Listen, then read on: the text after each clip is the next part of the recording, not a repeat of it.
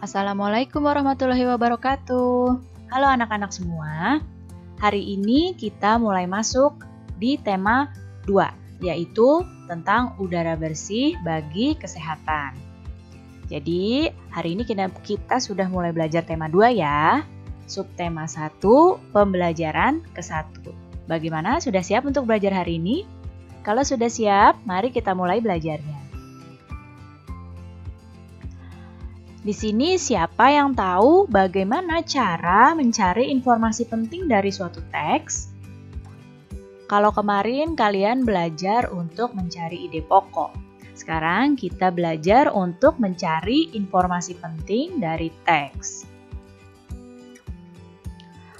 Informasi penting dari teks itu bisa diperoleh dari jawaban pertanyaan-pertanyaan yang menggunakan kata tanya apa, di mana, kapan, siapa, mengapa, dan bagaimana. Jadi, kita bisa mengajukan pertanyaan-pertanyaan dengan kata tanya ini untuk mengetahui informasi penting dari teks tersebut.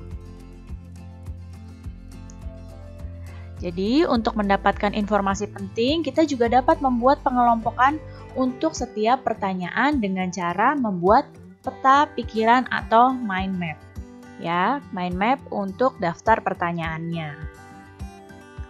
Sekarang coba kita temukan informasi penting dari teks berikut ini, yaitu teks Dayu dan ikan hias.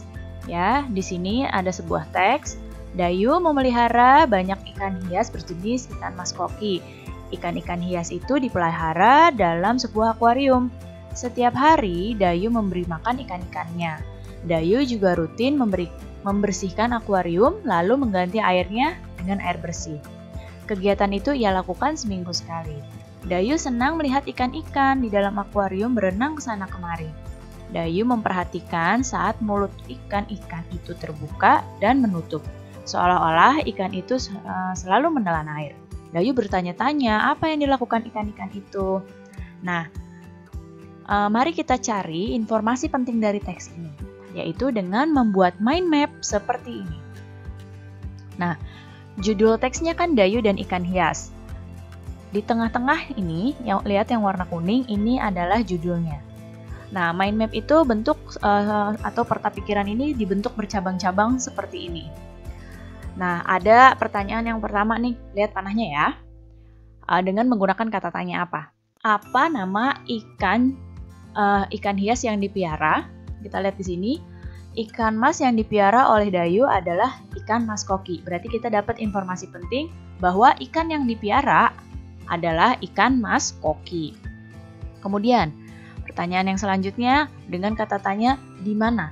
Di mana ikan hias itu dipiara? Nah, di sini bisa kita lihat Dayu senang melihat ikan itu di akuarium. Nah, dipeliharanya di dalam sebuah akuarium. Berarti ikan hiasnya dipiara di akuarium. Informasi penting selanjutnya, ikan hias dipeliharanya di akuarium. Kemudian, pertanyaan yang selanjutnya, siapa yang memelihara ikan hias? Nah, pasti tahu ya, yang memelihara ikan hiasnya adalah Dayu. Jadi, informasi penting selanjutnya, Dayu yang memelihara ikan hias tersebut. Yang selanjutnya, pakai kata tanya kapan. Kapan ikan hias itu diberi makan? Nah, di sini ada informasi pentingnya. Dayu memberi makan ikan hias tersebut setiap hari.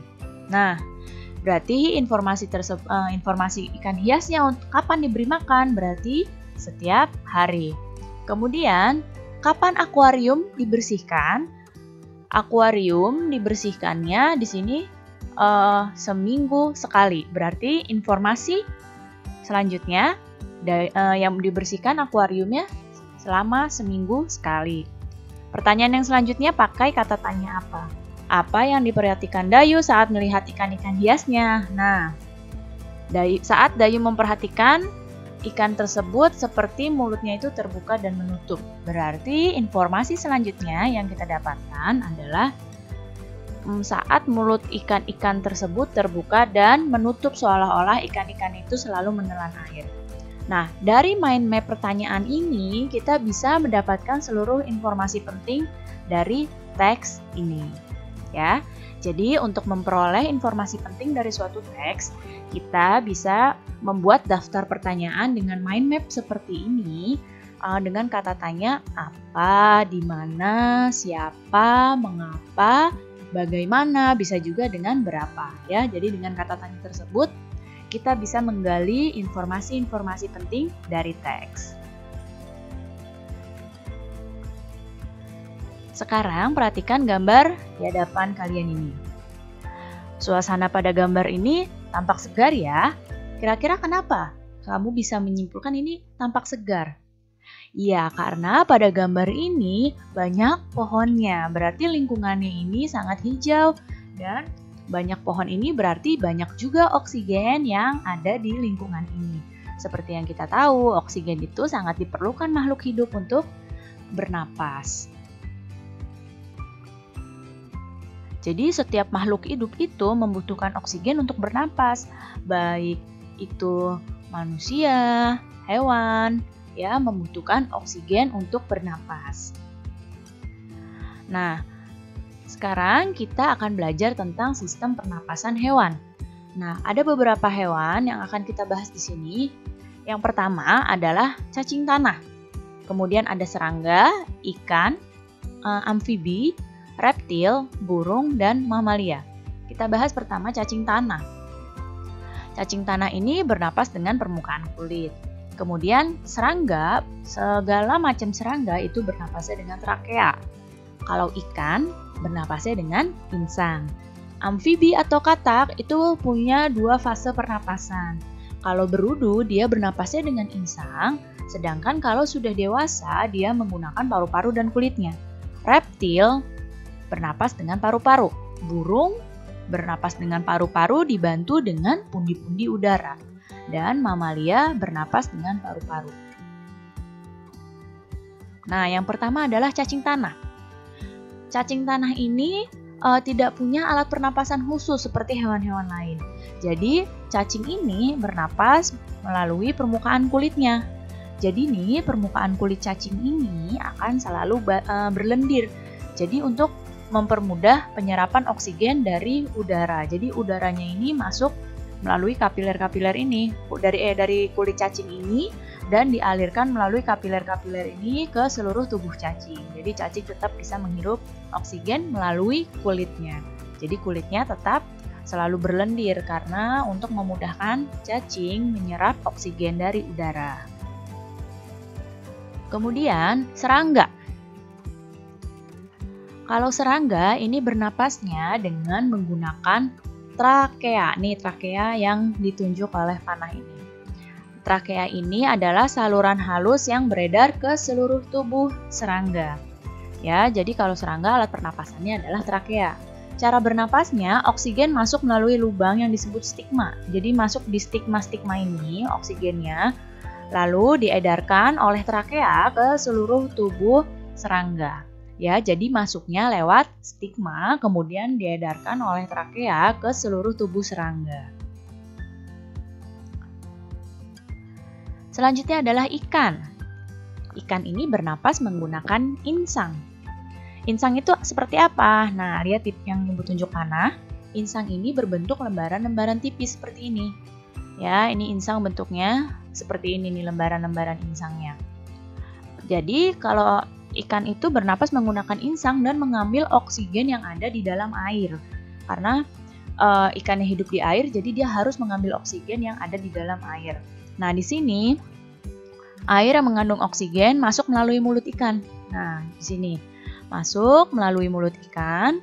Kemudian mulut ikan ini nanti tertutup dan airnya akan keluar lewat insang yang terbuka, sedangkan udaranya masuk ke tubuh ikannya. Ya, jadi air masuk melalui melalui mulut, kemudian mulut ikannya ini tertutup dan air akan mengalir ke bagian insang yang terbuka, sedangkan oksigen yang masuk ke tubuh ikan dan terjadilah pertukaran oksigen dengan karbon dioksida. Oh iya, kalau makhluk hidup ini seperti hewan, ketika menghirup, udara yang dihirup itu oksigen. Sedangkan yang dikeluarkan dari tubuh hewan adalah karbon dioksida ya. Kemudian selanjutnya adalah amfibi atau katak. Amfibi ini adalah hewan yang hidup di dua alam. Ya, kalau katak itu hidup di air dan di darat. Makanya katak disebut dengan amfibi. Jadi amfibi itu punya dua tahap hidup. Nah, kalau katak ini ketika hidup di air, dia bentuknya kecebong dan ini adalah katak dewasa. Nah, ketika katak ini hidup di air, pada fase berudu, ini bernapasnya dengan menggunakan insang. Sedangkan ketika di darat, katak ini bernapas dengan paru-paru dan kulit. Nah, di sini amfibi memiliki kulit yang selalu lembab dan basah untuk membantu pertukaran oksigen dan karbon dioksida. Selanjutnya adalah reptilia atau hewan yang melata. Nah, hewan yang termasuk jenis reptil diantaranya adalah ular, kadal, cicak, buaya, dan biawak. Ya, itu adalah kelompok reptil atau hewan yang melata. Kalau reptil itu bernapasnya dengan menggunakan paru-paru. Jadi udara masuk melalui hidung, lalu ke batang tenggorokan, lalu ke paru-paru. Nih, lihat panahnya masuk melalui lubang hidung, ke batang tenggorokan, lalu ke paru-paru. Begitu juga dengan ular, masuk melalui lubang hidung, kemudian ke paru-paru. Nah, tapi pada reptil yang sering berkembang di air, contohnya seperti buaya. Buaya itu kan sering hidupnya di air, lebih sering di air. Nah, yang sering berkembang di air seperti ini, hidungnya punya sistem khusus, yaitu hidungnya dapat ditutup jadi selama menyelam. Ketika buaya di air, hidungnya akan tertutup. Jadi selama menyelam itu hidungnya tertutup. Dengan begitu airnya tidak akan masuk ke dalam paru-paru. Jadi seperti itu ya. Selanjutnya adalah burung. Hewan-hewan pada kelompok burung ini bernapas dengan menggunakan paru-paru, sama seperti reptil. Ya, napasnya menggunakan paru-paru. Tapi burung ini punya alat bantu pernapasan, yaitu pundi-pundi udara. Jadi pundi-pundi udara ini mampu menyimpan udara. Ketika terbang, burung itu tidak bernapas melalui hidung, tapi menggunakan udara yang tersimpan di pundi-pundi udaranya. Ya, jadi ketika terbang, burung itu tidak bernapas dari hidung, melainkan dari pundi-pundi udara. Sedangkan ketika dia sedang bertengger di pohon, dia akan bernapas menggunakan paru-parunya. Jadi alat utama pernapasan pada burung adalah paru-paru dibantu dengan pundi-pundi udara. Selanjutnya adalah mamalia. Mamalia ini adalah hewan-hewan yang menyusui anaknya, seperti kuda, kemudian kucing, kambing, sapi, harimau, ikan paus, kemudian lumba-lumba, itu adalah termasuk mamalia. Monyet juga termasuk mamalia. Nah, kalau mamalia ini sama dengan reptil, yaitu bernapas dengan paru-paru. Tapi hanya paru-paru saja kalau di mamalia. Jadi oksigen ini masuk melalui hidung, lalu ke tenggorokan, lalu ke paru-paru. Nah, kalau mamalia yang hidup di air bagaimana bernapasnya? Nah, mamalia yang hidup di air bernapas dengan cara memunculkan diri ke permukaan air secara berkala, atau kadang-kadang dia suka muncul di permukaan air untuk mengambil udara. Seperti ini. Lumba-lumba dan paus ini merupakan mamalia yang hidup di air, tapi mereka kan tetap butuh oksigen untuk bernapas. Jadi, kedua hewan ini akan sesekali muncul ke permukaan air untuk apa? Untuk mengambil oksigen yang ada di udara. Nanti baru dia menyelam lagi ke air. Jadi ketika tubuhnya hewan ini sudah butuh oksigen, maka akan muncul ke permukaan air. Ya, secara berkala lalu mengambil udara, baru masuk lagi ke dalam air. Baik, cukup sekian ya penjelasan Ibu kali ini. Mudah-mudahan kalian dapat paham dan mengerti. Terima kasih anak-anak semua. Sampai jumpa lagi. Wassalamualaikum warahmatullahi wabarakatuh.